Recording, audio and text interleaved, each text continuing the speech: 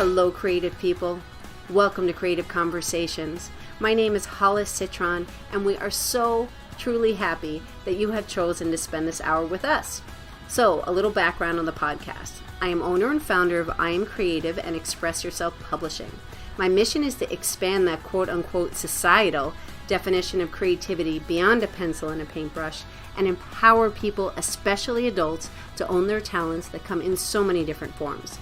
So I've created this space so that I can get to talk to people that have all different jobs, hobbies, and interests, and we get to have a conversation about their experiences and perspectives, all centered around three questions. 1, how do you define creativity? 2, how do you incorporate it into your life? And 3, why do you think it's important? Then we have a free-flowing conversation, and we see where it goes from there. So I have had the honor to have spoken to entrepreneurs as young as 13, handwriting specialist, biologist, personal organizer, doctor, lawyer, and so many more. And the idea is that by sharing their stories, we get to explore the space of expressing yourself, giving yourself permission to take time for your interests and explore possibilities. And by doing all of this and incorporating it into your world daily, I promise you will feel more empowered, connected, and dare I say, happy. So, let me introduce my inspiring guest for today is Chris Hampton. Chris is the founder of the Champiam organization. He enjoys challenging and motivating entrepreneurs, leaders, as well as youth organizations to break out of their comfort zones. He is all about empowering, and equipping them to release their inner champ. Chris, welcome to the space. Oh, it's great to be a part of this space. Thank you for inviting me. Can you hear me clearly? I can, yes. Yeah, I was Great. hoping you could hear me as well. I'm really so happy to have you here because this is going to be such a fun conversation. I'm excited.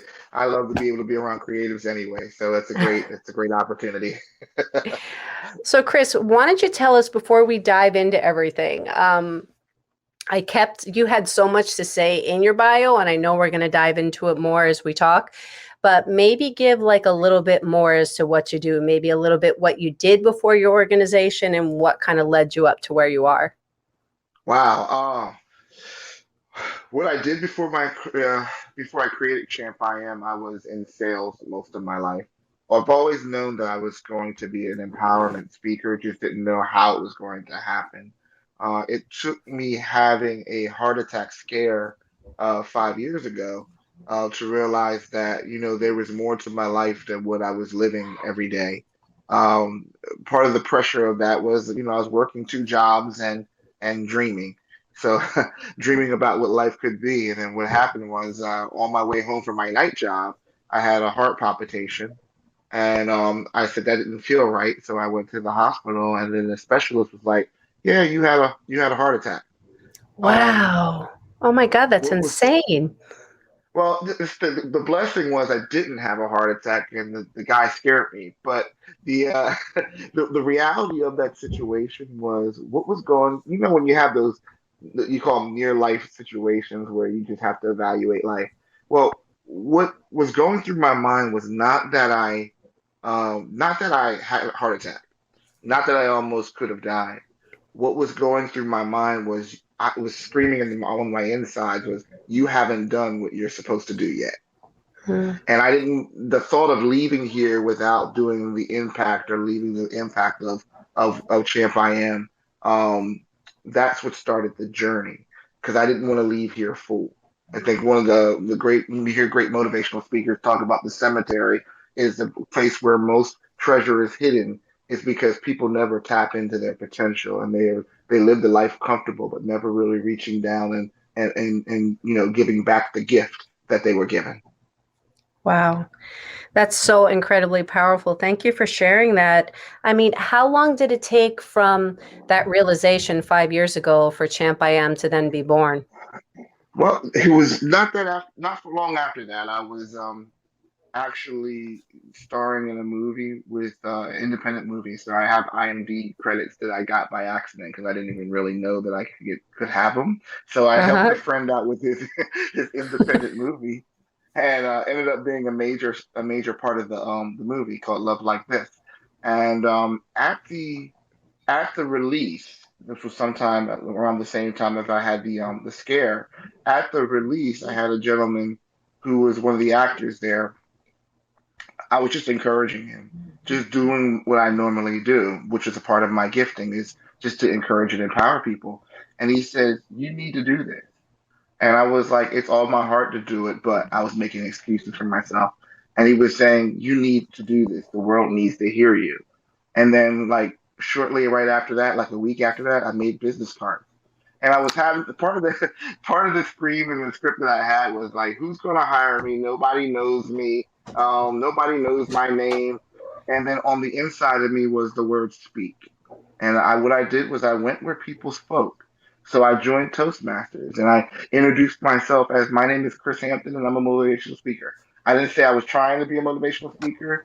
I created the space for me to be a motivational speaker. And every time I would have those 7-minute speeches, I would come up with something motivational. And I'm saying, "I'm Chris Hampton and I'm a motivational speaker and I'm the guy you want to have," basically. And they saw me develop until I became 6 months a competition speaker. And within 6 months of me being in Toastmasters, I had won two competitions. One was the humorous speech competition for South Jersey, and I ended up winning that, not even believing that I was funny, but I was realizing that as I was telling my story, I was telling real life, like, tragic stories, but people were laughing because of the way I was relaying the story back, and it was humorous. And I ended up winning that one, not really thinking that I was going to win. And then the other one that I won was we call it table topics, where they just make up stuff and throw it on the table. You got 1 minute to respond. Mm-hmm. And I ended up winning. I won for that for South Jersey, and I came in third place and second place for Pennsylvania. So I'm now an award-winning speaker. So it didn't take Wow. much for me to start doing that, to just start building credibility. And over the past few years, all I would do is find a platform to speak. You and I are share the same platform, the Mentor Studio. All I do is just jump in opportunities where there are times where we speak, and it's not Right. anything special. It's just taking the opportunities to speak where your gift is. I believe there's a saying, there's a biblical proverb that we usually hold on to that says that your gift will make room for you and bring you before great people. So if you don't use your gift, how can your gift make room for you? Oh my gosh. Okay. This is going to be, I love it. I love it. I love it. And you're really obviously good at improvisation, which is that whole thing with Toastmasters. And, it's like the whole acting thing of being in that space and feeding off of, either what the audience says or the energy of, the person that you're working off of is saying, um, Hmm. to build off of it and create from that space. It's just being able to flow, and learn to just flow. I think the reason why I'm able to flow and see opportunities the way they are is because I have a sense of vision and purpose. So I really talk a lot about vision and purpose, and those are the two lenses that you need to see life through. And the reason why is because vision is a clear mental picture of your preferable future, where purpose is the intentional steps that you're taking to reach the vision. And a lot of times people are having trouble creating in their life the life that they can have. It's because they're not seeing vision for their own life. They live by sight, what's right in front of them. And they're Right. basing all of their decisions in life based off of sight decisions, which is not enough information to make a decision. So we run ourselves in these loops of going to work, coming home, taking care of your family, going to sleep, waking back up, going to work, coming back home, taking care of your family, and going to sleep. And that's a cycle. And a lot of people are sick because they've lost the desire to create, because they've lost focus, because they've not seen further enough as they should. Yeah. Okay. Yeah. So let's start here. Let's start with the would you rather question, and then we're going to dive in, and this is going to unfold really, really nicely. Good. We didn't So, go too fast. because this is going to lead into yeah, this is going to be, it's a really good, a good promo to what's going to be coming. Great, great. So, okay. So, Chris, would you rather be friends with Superman or Spider-Man? Ooh, Spider-Man. Hmm. Superman has a Why? Superman has. I think Superman has a hero complex, so I kind of stay away from hero complex people. Where I think Spider-Man is kind of developing and experiencing it as he's growing into his powers. Where Superman just knows that basically there's only a couple things that can kill me, so I'm just going to take it on. Problem I have with Superman is anybody that's around him that doesn't have superpowers, they get the blowback. They don't got the kryptonite, they have to worry about to take them down. They don't got the superpowers of the sun and all that stuff to take them down. So, you get backblast unless you can get on his level. Spidey, he mixes it up. I love it. I love Oh, you it. didn't go, you didn't think I followed the comics, huh? I don't know. It's so funny because I kind of pick like 15 minutes before, honestly, I do a podcast. I kind of feel out which question I should ask. So I don't know. They're random. So You could tell I'm a table topics winner, huh? I don't know. It just kind of feels it out. So I don't know. The whole Superman just always, I never fully got him. Like the whole joke thing with how does anybody not see that it's Clark Kent? I mean, he's just wearing his underwear basically with a cape. I mean, he's Yeah, nothing on his face. Like that just doesn't. I don't but you know what? understand. I think it's a deeper meaning, and I don't want to get too Yeah, it deep is. onto this It is. concept. It's a deeper meaning because we It see is. what we want to see in life, and that's basically saying we see what we want to see in life. Like when you gonna put up one and one together with Batman and be like like he's got all the expensive toys. He's rich enough to make all the toys. Oh, Bruce Wayne. So you know, so it's good.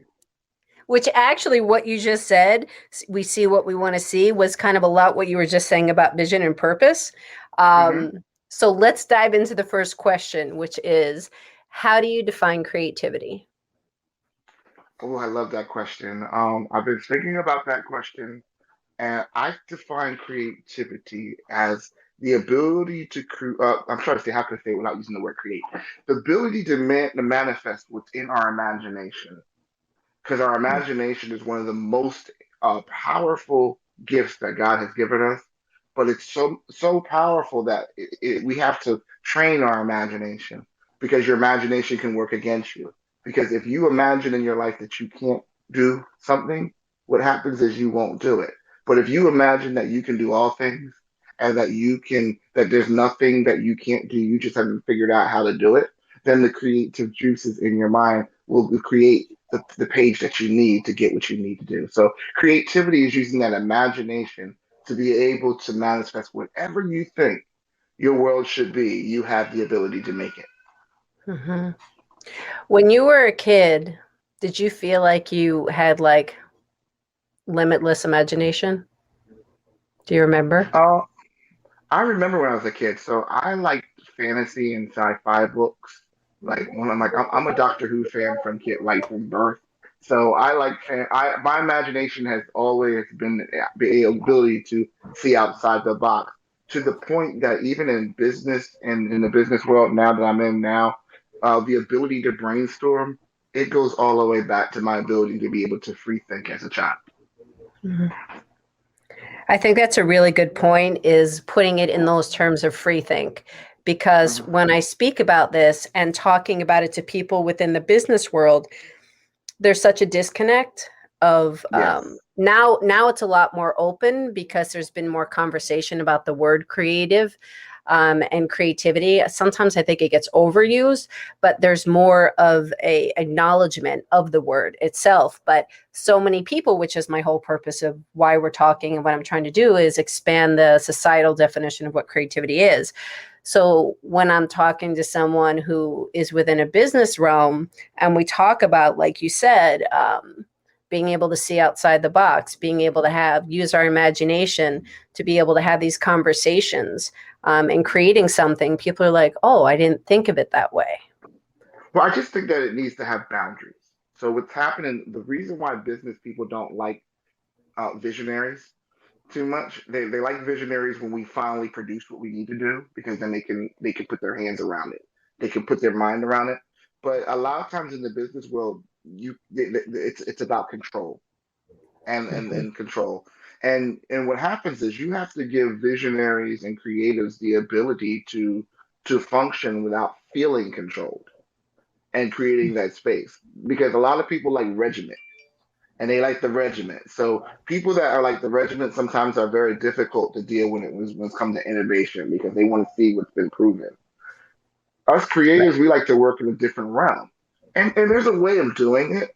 And because they need, I just got into, I remember when I got elevated to a position of management, and because they liked it because of the way I thought. And they call me Mhm. an out of box thinker. I'm thinking outside of the box because they need something fresh because they basically created a world of clones because they all think the Right. same way and they can't think their way out. So it's just a matter of showing them that we can be creative and not be so woo-wooey that that we do have boundaries and we can function within the boundaries as well. But then we also need to give ourselves space outside of work where we can think freely and operate freely because everything doesn't revolve around work either. So it's kind of the word balance. It's finding that balance to be able to have both, because I completely agree and understand what you're saying is like the word that's coming to me is that it's being more concrete, Hmm. um, in needing to understand, that something is being created, that, like you Yeah. said, that it's not just this woo woo space. It's so funny. It just, I was just thinking about a friend who I love her to death. And she'll admit, like, she's very analytical. She comes from a background of business logistics. So she, charts are her happy space of understanding like where the trucks are coming in and where, how many, how much they're holding and all this kind of stuff. And she had 3 children and she would make, spreadsheets on play dates, like just because it's a way for her to organize and understand to make sense of it. Hmm. And but as friends, we balance each other really nicely because I'm kind of like on the opposite end of things where it's like this out of the box, going with the flow of it, but then producing something or Right. creating it. It's just a different way of the brain working. And I remember in certain circumstances, she'd say to me, she's like, "Well, did you do the research on it?" I'm like, "Nope, I didn't." But that's you are here in my life to fact check me. That's what you look at. And, just, and instead of using the word balance, I like the word harmony. So it's Mm, like again, when we think harmony, we're not. When you think balance, you automatically think that there's a struggle to keep everything even. But when you think of harmony, we think about flow. So it's again, we're blending together. We can be on two different wavelengths, but still create beautiful music. mm. I love that. Yeah, that is really nice. I do really like that replacement of that word harmony. And it kind of Yeah. flows, and it just flows. And again, we're trying to leave again because I know on the extreme side, we do make it bad for ourselves. On the creative side, is that we want to float on, but if we float on and we don't have balance, we'll be broke. So we have Yes. to have those balance. I can't have too many creatives in the room and not have that one person that's saying, "Okay, guys," because I will tell you right now, I'm one of your favorite people in the project because it gets to the point of getting the ideas out there. But what I Hmm. really need is someone who has a strong administration skill that can Hmm. bring it all together and implement it. Because Right. it's just my dreams are just dreams until I can get a team together and I can lead the team. But I need that person together to bring the analytics. That's why we have our like I do an open mic in the city of Camden and we have that same mix and we have that every now and then it's a fight for space. But in the end, we end up flowing together because I need to know what the bottom line is. I would love to say I can run this event just on talent alone, but we gotta rent chairs, furniture, we gotta rent figure out how the sound is going to come through. And that I'm not even thinking twice about that on a normal everyday creative. So I got to get. I'm now Yeah. training creatives how to be dual, how to be responsible, how to have both, because you can be Yeah. creative and function both ways. Definitely you can. Yeah. Loving the word implementation. Yeah. It's taking all of that, and you can have all these pie in the sky ideas, and but to actually get it to become something and to function and to have all the pieces mixed together. Um, the open mic night. So tell us about that because I just saw that you were streaming that live and I had no idea that you were doing that. And it's 10 minutes from me. Oh wow. we have Yeah. been we just celebrated 5 years of doing that last night. And the great thing about that it wasn't started by me. It was started by young people that just wanted a safe space to just do their art. So they were meeting in the Camden store that's on Haddon Avenue. Hmm. And what happened was they would just come together, do poetry, and have rap sessions. And then I was invited from some of the young people to come, and I became actually the director of the whole entire thing because, as visionaries do, they like to jump off and run off, and I kept it Right. going for them while they ran off, and now they're back. But I've trained in the midst of that. We've trained some young people now that are not young. I call them young adults because they're in their 20s now, but Hmm. I young leaders, and what we've done is we've created an environment, a safe space. So when I call safe, I use the acronym SAFE, meaning that we created a safe space in the city of Camden. We never had an issue, never had a gunfight, knife fight, any fight. It's always been unity and love. Hmm. And we have an accepting place where people can come and be themselves and not, it's a judgment free zone. They can be themselves, express themselves. We have a freedom clause there that they can be free to be them. They can free to use the music, speak the way that they want to talk about the topics that they need to talk about. And then always have an encouraging and an empowering environment. And we run off of that whole entire place. That whole entire vibe has stayed there for like 5 years. I've had people, my youngest host now, that's been with me now for 5 years. She just wanted to sing, and she had a passion to sing, and she had a beautiful voice, just no experience behind the mic, and gave her the job to be our hostess. And for the past 5 years, she's been hosting, and then like within the last 2 years, she came out with her own album and she's Oh now my have her own goodness. record release. We got photographers, videographers, young people. They're real talented in the city that normally don't get any type of attention from the city. But we want to have a safe place to vibe out. And what I love about it is we start on time, and it's hard kicking people out at 10 o'clock. But if we do it, and we've been doing it now, and because of COVID, we thought there was going to be because we had to take a break because of COVID. So then our first event was last month after we took a year break after the COVID lockdown. Hmm. And it was like 70 people showed up. Hmm. I was looking for 20 people to show up. There's been times where Hmm. we had 10, 15 people show up and we still have a blast. But 70 people from the community just showed up and rocked out with us. Last night it was about 60 people that showed up and rocked out with us. And we've been doing that now for 5 years. And that's my way of giving back in the arts. For the city of Camden, I've been appointed by the mayor to be part of the Arts Commission. So I'm vice chair for the Arts Commission for the city of Camden. So I just try to be able to help be that liaison for the community to make sure the arts in the city are represented and shown well. Yeah. Yeah. So what days is it always on Friday nights No, it's or one always on the third. It's always on the third Saturday of every month. Thursday? So our Okay. our, our next event's going to be Juneteenth, which is a special holiday for the African American community because that was when we found out that we were free. Our Hmm. ancestors found out that we were free. We also celebrate July 4th. We celebrate like Juneteenth. Hmm. Hmm. Amazing. Okay. Yeah, definitely going to be at the next one. And yeah, so thank you for sharing about that. When you're working with the clients that you're working with now, what's the common thing that you're seeing? Are you seeing um, uh, kind of referring back to imagination? Are people stuck? Are people not imagining so much? Are you helping the reimagining process, or what are you finding the most with the people that you're working with? I have a wide variety of an audience. So I deal with I would say I've dealt from elementary school up to college age entrepreneurs and senior entrepreneurs and all. And the one thing that I have more with the young people is talking to them about being able to be free to dream. And one of the things I share with the young people is not to fall in love with vehicles. And what I mean by that is a lot of times when you ask people what are they supposed to do in their life, they'll choose a vehicle and not the call itself.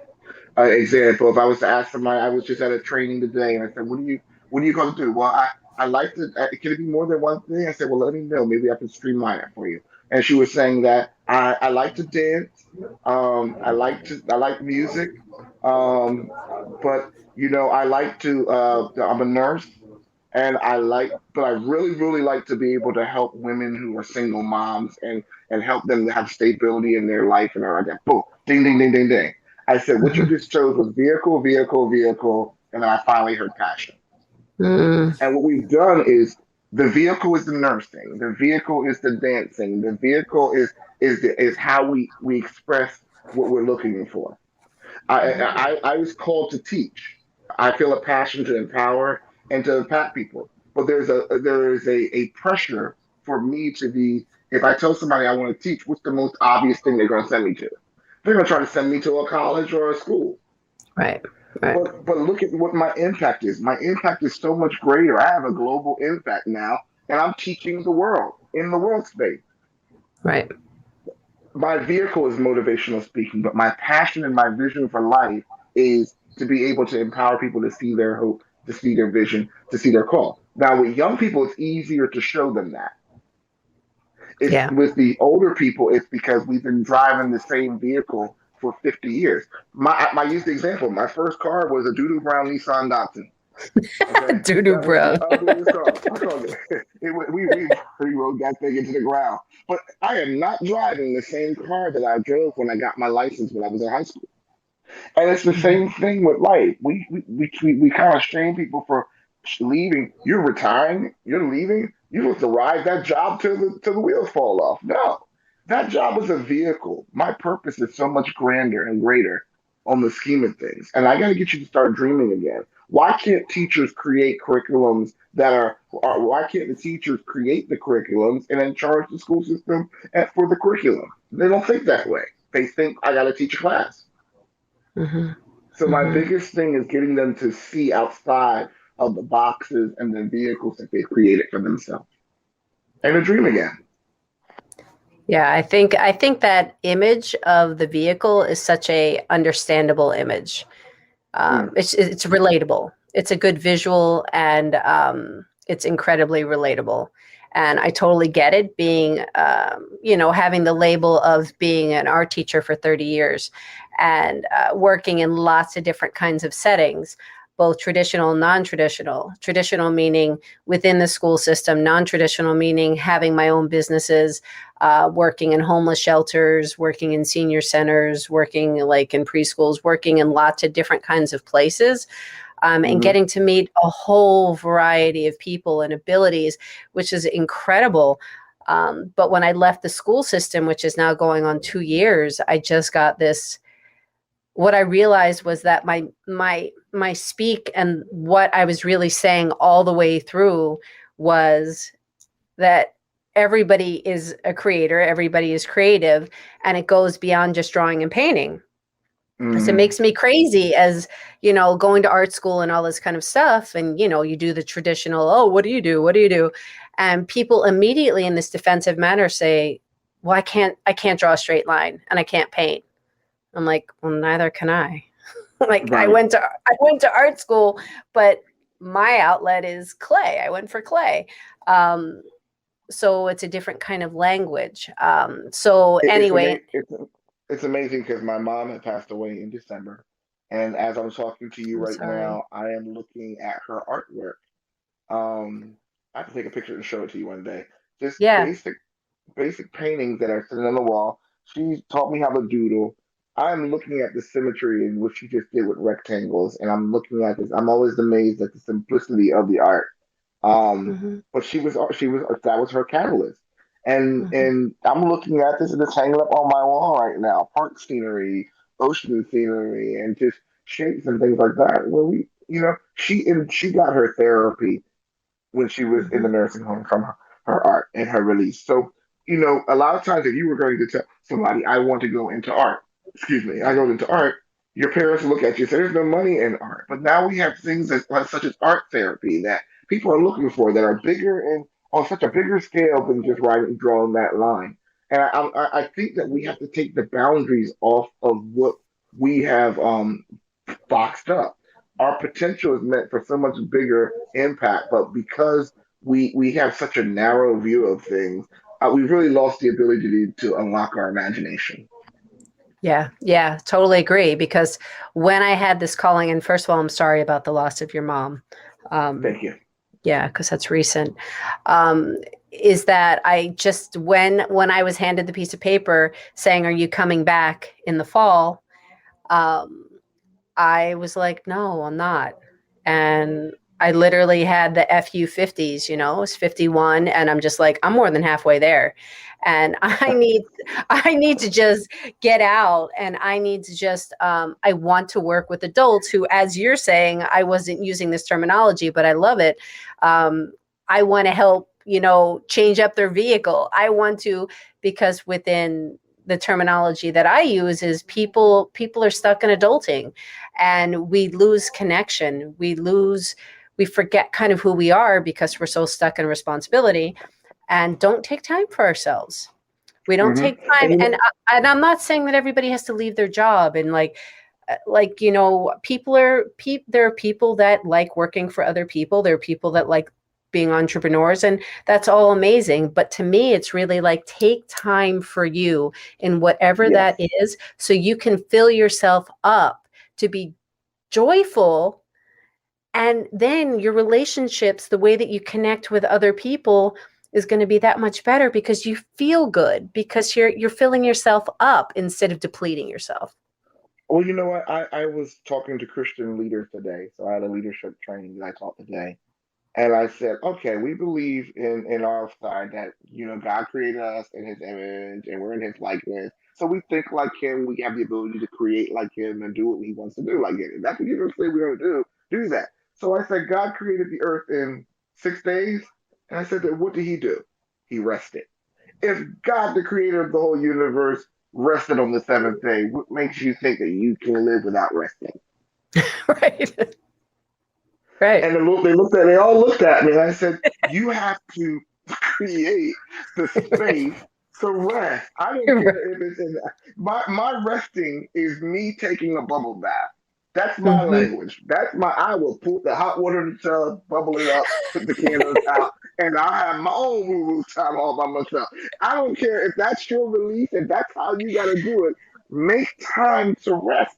Your purpose is going to fulfill you and give you that energy, but you need to be able to take the time and make the world around you respect your rest because it's going to crush you. It's going to crush you because you're feeling like you work for everybody else. I was also sharing with them today. I said, if you don't live your eyes through the eyes of vision and purpose, what happens is you spend your life living as a slave building someone else's monument. And Mhm. I said, I refuse to go to I'm halfway to 50 myself.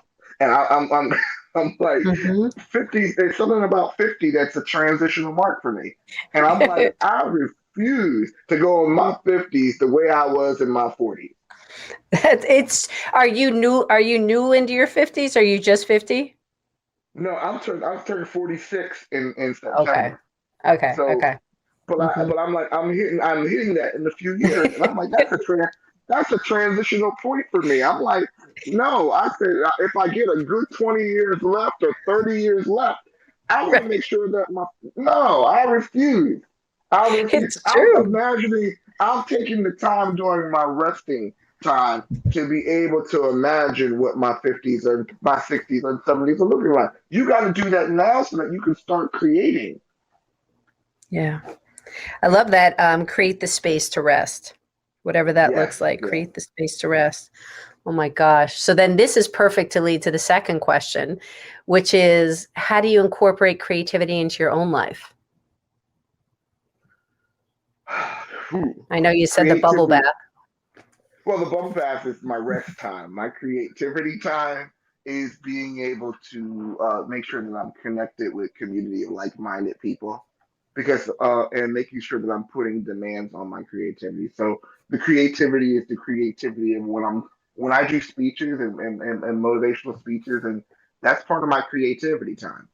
Yeah. When I'm learning, like right now I'm teaching myself to edit. So when I do my videos now, I do my own intro and outro to my edits now. and Mm. that's my creative time. Me learning how to do podcasting. That's me doing my creative time. So yeah, that's me implementing and making a space for that because I am a dualpreneur. So I work a full-time job doing what I'm doing, but my I do that so that I can have I work my full-time job so I can have the liberty to put my time and my effort into my purpose. Mhm. Mhm. So I'm working on purpose. I'm not working just because. Yeah, working on purpose. I'm writing it down, which is why I'm pausing.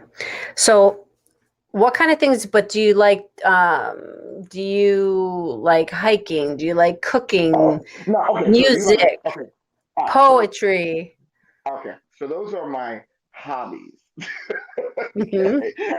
I used to like hiking until I realized that I haven't hiked in like over 25 years or something like that. Because I went to Yeah. California and tried to hike Griffith Park, and I was like, why is my heart beating so fast? I was like, what's this?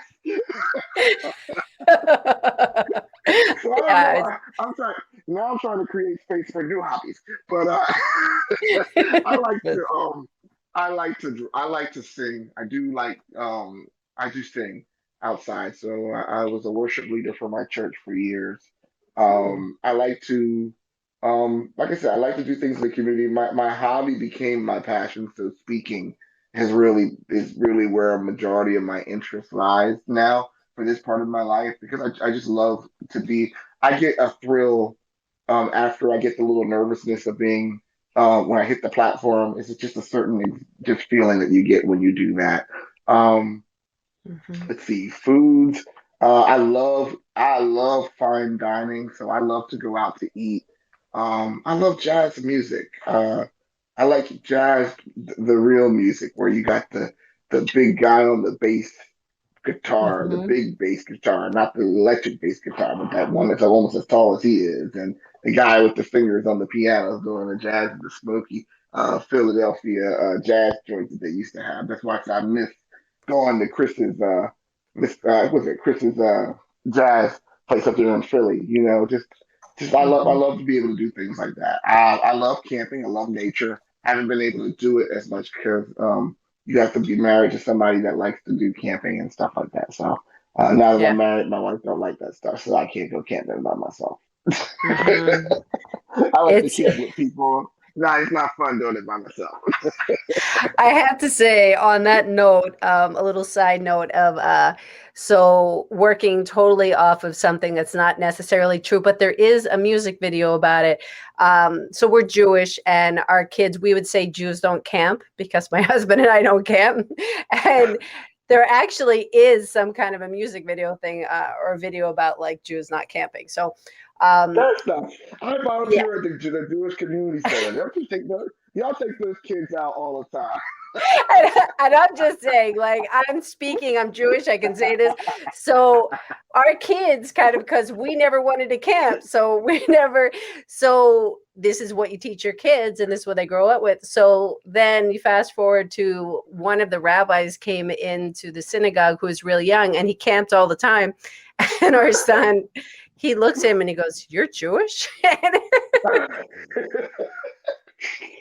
It's like, yeah, he's a little Jewish. He's a rabbi. Yeah. Like we just told you that because we didn't want to camp. You didn't tell them about the camp that you had to go out for that they do for the JCC. Like, no, they didn't do all that. So they Because didn't do I all had to that. be there. We went to the beach. So The beach is yeah. good. The beach is good. And there's snakes potentially, but that's a whole other issue. But Oh, that yeah, was I just had to respond to that. That's what you teach your kids. It's they it does believe it. you. They do, for better for worse.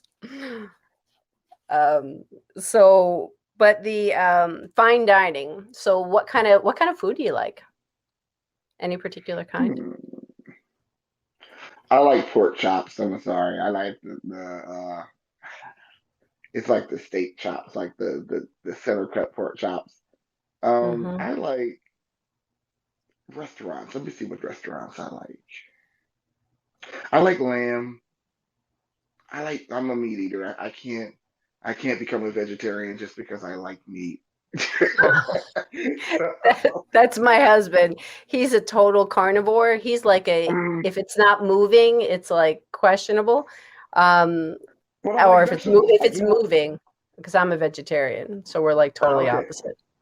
But Yeah. I like vegetables. So now there are some nice restaurants that are now doing great vegetable meals. I don't mind. I'm gonna have to now that I'm starting to travel more.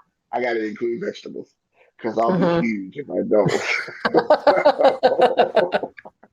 I gotta get the greens in me and the exercise. That's what I'm trying to work on in this quarter of my life. I got 5 years to get it straight. There we go. Before you get to that 50. That 5-0. No, because here's the thing. I didn't believe anybody when they told you that when you hit your 40s, like we're going to tell you that you can reel me back in, but they told me, okay, when you hit 40, you're going to gain weight. And I didn't realize when I went from gaining weight and then like hit 40 and gain 10 pounds. And I'm like, oh, 10 pounds. I'll get that 10 pounds. I'm now 45 going to 46, still trying to get rid of the 10 pounds I gained 5 years ago. So I heard again when you hit 50, you gain some more. I'm like, heck no. See, it's totally, well, it's nice to hear it from a man because for women, it's menopause and all this other stuff. That's that's the reasoning for the gaining. So that's a whole other thing. But I can tell you that my husband, who he's 60, and he has never looked better in his life. That man has like 15% body fat on him. Um, because I mean, he just has an exercise regimen that he really sticks to and Yeah, he just loves. yeah, he makes it bad for the rest of us. So I'm sitting here like just running around Cooper Rivers Park, and there's a 70-year-old guy that looks like better than me and got better muscles than me. He can make it around Cooper at 3.5 miles without having a problem. I'm getting there a mile looking like I'm having a heart attack, and I'm not I that big of know. a dude.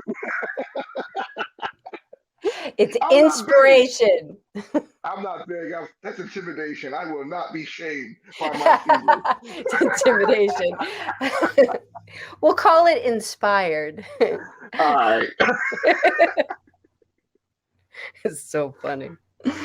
So, is there anything else that you would like to add on that as far as creativity, working it into your own life? No, you just gotta. I guess because I'm part creative, it's a part of my life, so it's not as hard to do it. Because again, my wife does a lot of plays and production, so I'm pretty Okay. much surrounded by creativity. And you know, my church is very supportive of the arts, so we have a lot that we're doing. Even now that we're switching because of COVID, we had to switch to a digital. So even learning, you know, we had to create a whole entire digital studio in our church. So that Mhm. gives me an opportunity to be able to say, hey, I'm in front of cameras more. Why don't I just do this and learn this because it's only going to make me better on the outside. So that's what I Yeah. kind of do now is I look for opportunities that sync up with what I'm called to do because it's going to complement me and make me stronger. Yeah. Yeah. What does your wife do? My wife is she edits and has her own editing business. She works with a chemical company doing quality control, but her passion is the art. So she writes production for plays. She used to teach dance. She does a lot right now with she wrote her own book, so she's the author before me. My book comes out the end of this month, but she had her book last year, so she beat me on that one. But she's a creative and she's a empowerment force all by herself. So she's an awesome woman. Wow. Well, congratulations to both of you. Tell us about this book. So, writing is obviously an outlet for you too. Tell us about the book. Yeah, you know, writing is not necessarily an outlet. I can do it. It took me the longest time to get this book out of me, but this my first book is a leadership book because that's part of what I talk about is leadership. And the concept is called Everyday Leadership for Everyday People. And what it shows people is that leadership is not a position that's meant for a few people. We all have influence. And if we all have influence, it means we're all leading in some kind of way. So leadership is a skill that gets to be developed. So I wrote it on a high school level, but it hit so many different levels. But I talk more about in this time being able to look in the mirror and see who you really are and accept who you really are first. Because you can't lead other people until you can lead yourself. So we come Hmm. across those things that we do. I use a chess theme on the book because the first chapter talks about that you're not cannon fodder, and what I mean by that is that most people see themselves as pawns on the chessboard. And I said, but the pawn in chess is one of the most powerful and more versatile pieces, even though they can only move but two ways up the board. If it ever gets to the other side, it can actually change into any of the other pieces on the board. Wow. It's powerful. So we have more to us than we realize, but we got to get to the other side. And part of it is, yeah, I might have to work a little harder to get there, but yeah, once I get there, the freedom I can choose to be a rook and I can fly up and down the board. I can be a bishop and go up and down the board. I can be the knight. I can do all those things, and I have more available to me if I can just push to the end. Yeah. Well, I really like what you said about the book, in that it's maybe not necessarily a passion of yours per se, and it might not come the easiest. You may not have said that part, but the fact that you had a story within you that you needed to get out, and you wanted to Oh get out, yeah, and you need to share it. And I think that's an important thing to notice, and to is that you don't have to be this amazing at everything, but it's getting that story out, which is going to benefit so many people. People don't need all this flowery, complicated terminology. They want real. they want real, and that's what's missing in a lot of things. It's not less than 100 pages, but I wrote it in digest form because I wanted you Yeah. to be able to put this book in your pocketbook, and I Hmm. put it in there so you could take it with you on the plane. And the thing about it is that it's not about being deep; it's about being effective. I was telling somebody the other day, motivation is not motivation unless I reach you. Yeah. Yeah. Yeah. It's interesting because within the classroom, what I learned so much about was, at certain points, I always questioned. I was like, oh my God, can I do this anymore? Um, Predominantly where I taught was urban settings. And Hmm. there was just a lot going on all the time. And there was so many. What I'm so grateful so much for learning is, I mean, just so many situations that you're dealing with at one time. And just, of course, within teaching, just in general, learning that Yeah, it's not just about conveying information. It's about trust. It's about building relationships. It's about connection. It's about creating a safe space, and understanding that it's not personal. That if somebody's responding in a certain way, there were so many factors that had to be considered. Did a person eat that morning? Did they have a safe space to sleep? Did they, what was the family dynamic going on? Were they up early in the morning taking care of a sibling?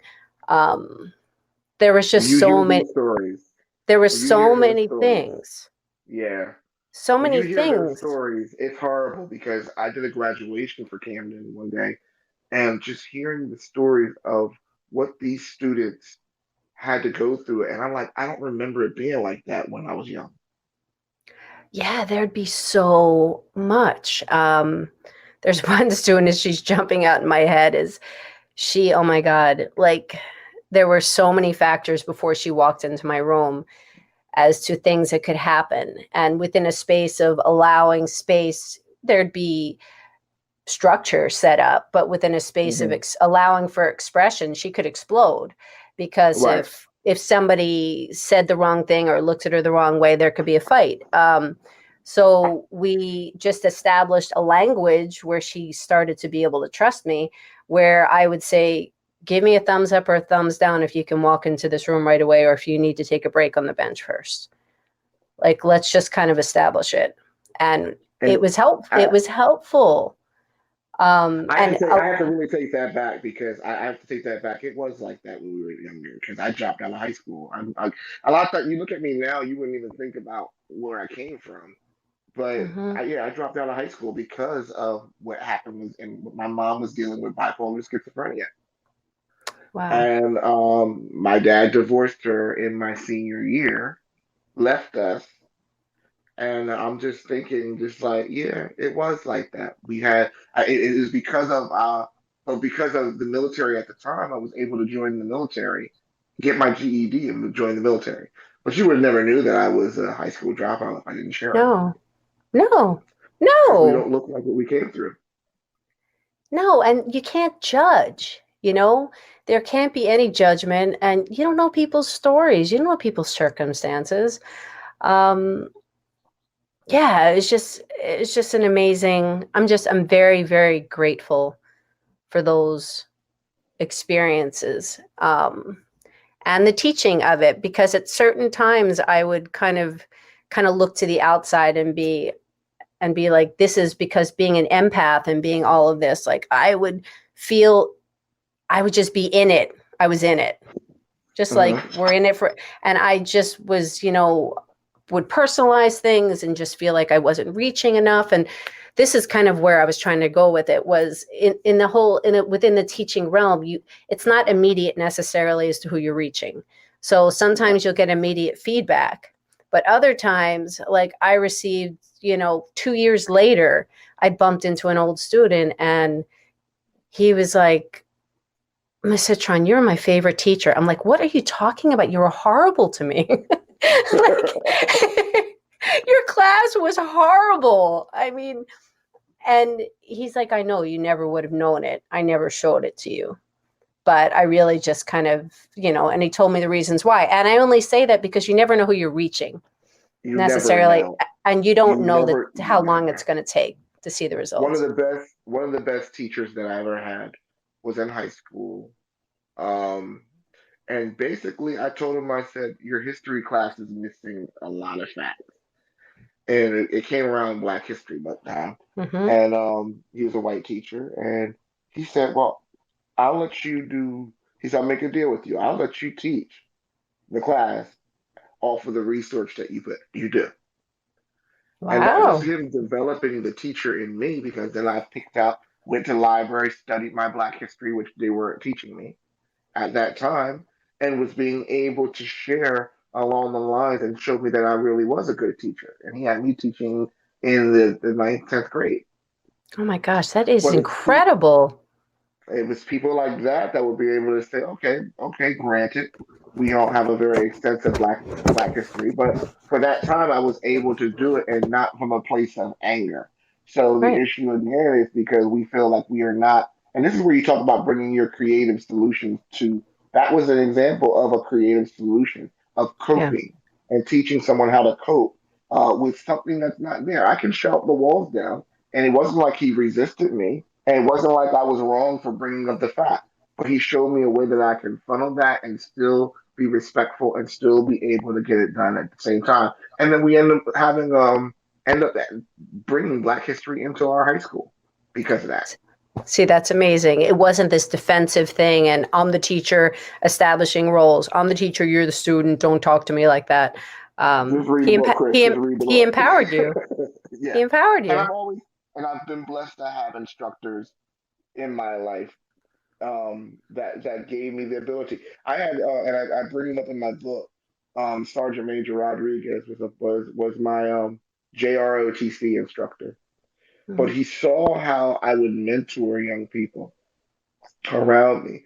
I was a nerd, didn't fit into anybody's circle, but people respected me in the hierarchies of you know how the hierarchy of school is, and I was able to flow. Being the awkward version of who I was still able to flow.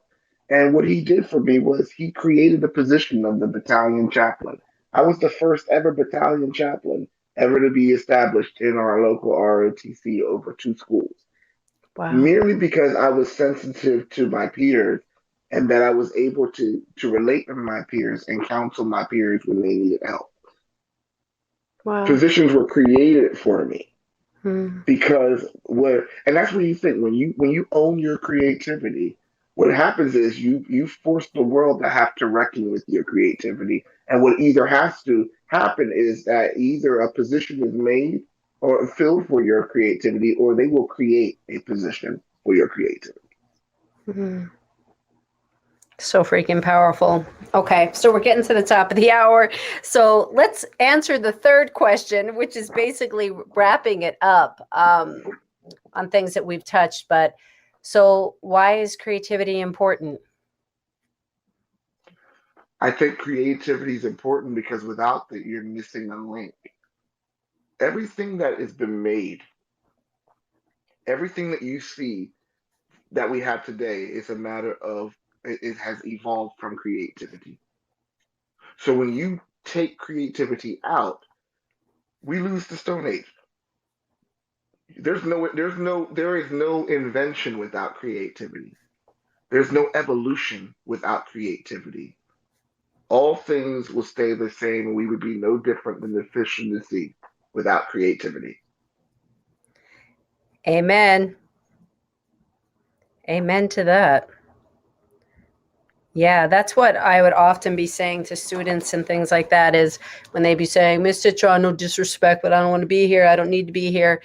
That kind of thing. And I was often kind of going back to that conversation of those shoes that you're wearing, an artist, somebody created those. Somebody created the design, a place made them.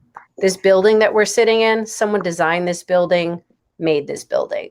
The music that you Mhm. listen to, somebody wrote the music, sings it, mixes it, like all this, like everything was created by somebody, invented. The Mhm. idea started with someone and then it came to being. So once you recognize that it is everywhere, because you're right, no invention, no evolution. You see, teachers have to see things differently other than relaying information. And Mm-hmm. I think that's what we've taught teachers to do is to relay information. What I'm trying to do is, let me say, if I was asked that question by the student, why do I need art? Here, my job is not to teach you to draw within the line. My job Mm-hmm. is to teach you to see with a different eye. What is Mm-hmm. your interpretation of the flower that's in front of you? And then my job is not to tell you that your flower doesn't look like a flower. Mm-hmm. I need Yeah. you to see the world, and what art allows you to do is allows us to see what's on the inside of your mind. I just want to release that. Now, if I told a student that, you think that that word would have impacted how they see things from now on? Mm. It challenges us. We have to talk to a different part of the brain. Yeah, definitely.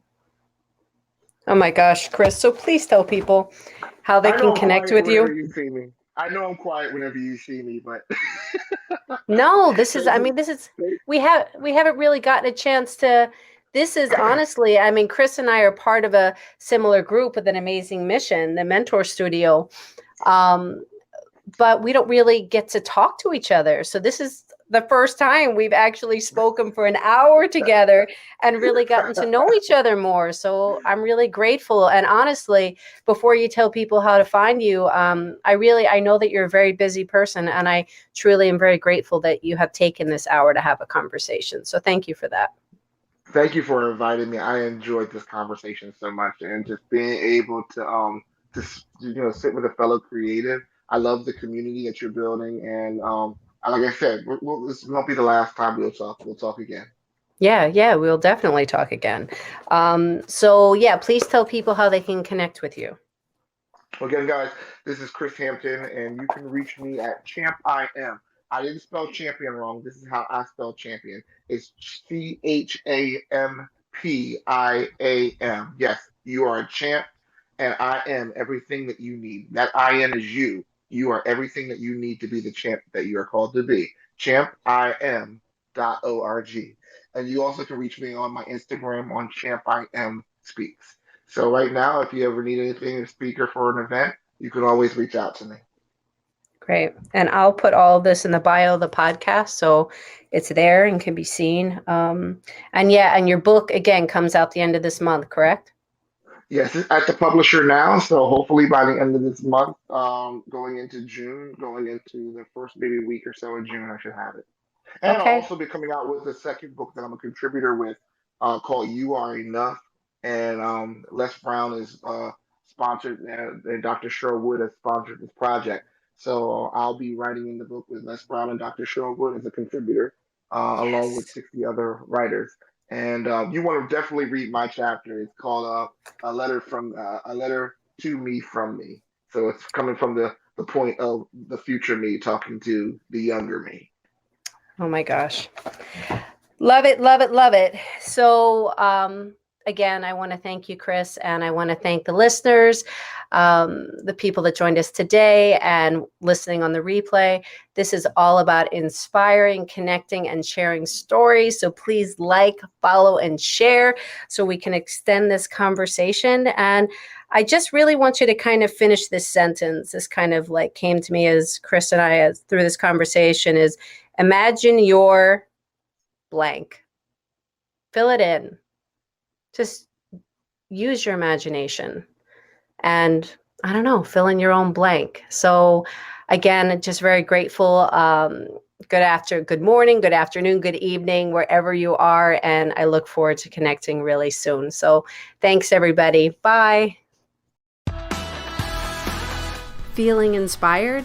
There are so many ways to do things for you, to get yourself moving, to get your creative juices flowing, and to have fun.